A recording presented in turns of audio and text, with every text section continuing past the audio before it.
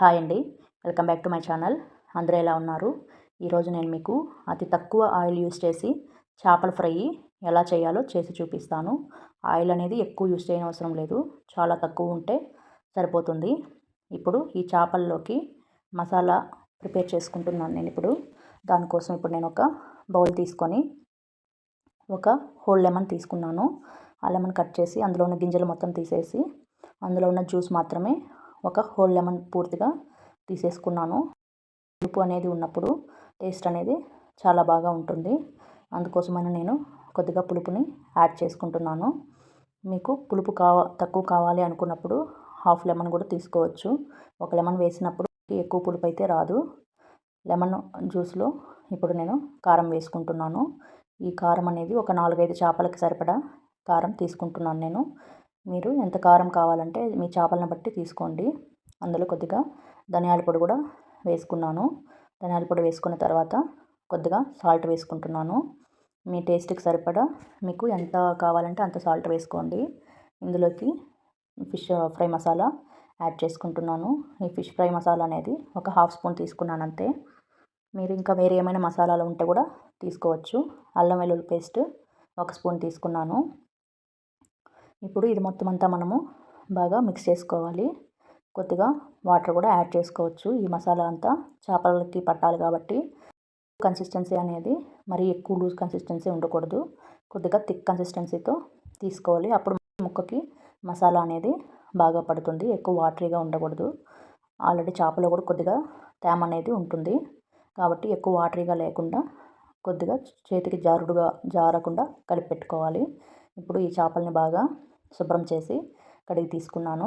ఇదేంటంటే మనకి ఇది కడిగేటప్పుడు పసుపు, ఉప్పు ఇవన్నీ వేసి బాగా శుభ్రం చేసుకోవాలి 3-4 సార్లు. ఈ చేపని ఇలాగా బాగా పొడవుగా ఘాట్లు పెట్టి కోసుకోవాలి. ఎందుకంటే ఇప్పుడు ఈ మసాలా అనేది ఘాట్ల మధ్యలో పెడతాము. అలాగే పెడితే మసాలా అనేది చేపకు పడదు. అందుకోసమని ఇలా ఘాట్లు పెట్టుకోవాలి. ఇప్పుడు నేను ఈ చేపని 2 వైపులా బాగా ఘాట్లు పెట్టుకున్నాను. నేను ఇప్పుడు ఇది మొత్తం చేపగా వేసుకుంటున్నాను. మీరు ఇది కావాలంటే ముక్కల కింద కావాలంటే కూడా చేసుకోవచ్చు. నేను చేప కింద వేస్తే తినడానికి కొంచెం ఈజీగా ఉంటుందని చెప్పి నేను చేపలాగే తీసేసుకుంటున్నాను. ఇలా కట్ చేసుకున్న చేపని ఒక ప్లేట్లోకి తీసుకోవాలి. మిక్స్ చేసి పెట్టుకున్నాం కదా, ఆ మిక్స్ చేసి పెట్టుకున్న ఈ మసాలా మొత్తం అంతా చేపకి బాగా పట్టించాలి. చూడండి, కన్సిస్టెన్సీ అనేది మనకి ఈ విధంగా ఉండాలి. వాటర్ అనేది ఎక్కువ తీసుకోకూడదు. అప్పుడు మసాలా అనేది చేపకు బాగా పడదు. కొంచెం ముద్ద కన్సిస్టెన్సీలో తీసుకొని ఈ గ్యాప్లో మొత్తం అంతా ఫిల్ చేయాలి. మనం అందులోకి పులుపు, ఉప్పు, కారము, మసాలా పౌడరు అన్నీ వేసాం కాబట్టి వీటి మధ్యలో వేసామంటే బాగా ముక్కకి మసాలా అనేది చాలా బాగా పడుతుంది. మనకు చప్పదనం లేకుండా బాగా కమ్మగా క్రిస్పీగా కారం ఉప్పుతోటి బాగా ఉంటుంది. ఇలా ఈ మధ్యలో మొత్తం అంతా పూసేసాక మళ్ళీ చేప పై భాగానికి కూడా బాగా పూయాలి. అప్పుడు కాలినప్పుడు కమ్మగా క్రిస్పీగా బాగా టేస్టీగా వస్తుంది. ఈ ఫ్రై అనేది డీప్ ఫ్రై చేస్తాము యాక్చువల్గా ఆయిల్ వేసి. నేను అలా డీప్ ఫ్రై చేయనండి. ఆయిల్ వేస్ట్ అయిపోతుంది. మళ్ళీ ఈ చేపకు యూస్ చేసిన ఆయిల్ని మనం వంటల్లోకి వాడితే బాగుండదు. అందుకోసమని నేను డీప్ ఫ్రై చేయకుండా తక్కువ ఆయిల్ తోటి ఎలా చేస్తానో ఒకసారి మీరు చూడండి. తక్కువ ఆయిల్ వల్ల మనకి తినడానికి కూడా చేప ఆయిలీగా కూడా అనిపించదు. చాలా బాగుంటుంది. మొత్తం అంతా ముక్కలకి పట్టించుకోవాలి. పట్టించుకున్నాక ఒక 1 అవర్ వరకు మళ్ళీ మూత పెట్టి ఫ్రిడ్జ్లో ఉంచుకోవాలి. ఎందుకంటే మనకి అలాగ 1 అవరు చేపకి మసాలా అనేది బాగా పడుతుంది.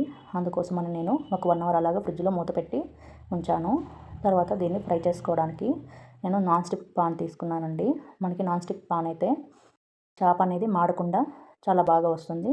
మీ దగ్గర నాన్ స్టిక్ పాన్ ఉంటే కనుక మీరు నాన్ స్టిక్ పాన్లోనే ట్రై చేయండి. మామూలుగా వేరే నాన్ స్టిక్ కాకుండా వేరే ఎందులో వేసినా మనకు అది మాడే అవకాశం ఉంటుంది.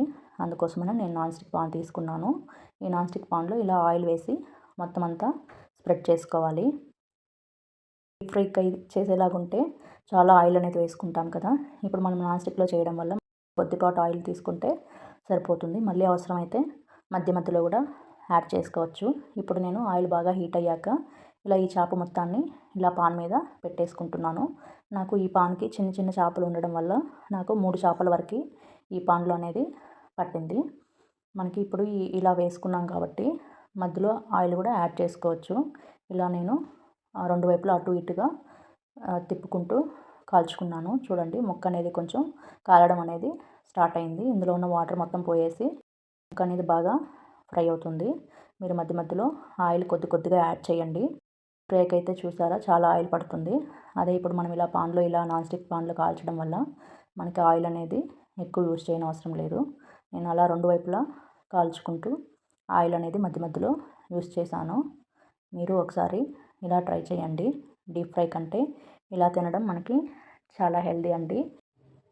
అలా నేను ఆ చేపలన్నింటినీ బాగా కాల్చుకున్నాను. రెండు వైపులా మధ్య మధ్యలో ఆయిల్ యాడ్ చేసుకుంటూ నాకు ఇలాగ ఫ్రై అనేది చాలా టేస్టీగా కమ్మగా వచ్చింది. మీరు ఒకసారి తక్కువ ఆయిల్ తోటి ఇలా ట్రై చేసి చూడండి. పులుపు, ఉప్పు, కారం అనేది మీకు సరిపడ వేసుకొని ఇలా అప్లై చేసుకోండి. చూడండి గోల్డెన్ బ్రౌన్లో వచ్చింది. థ్యాంక్ యూ ఫర్ వాచింగ్ అండి.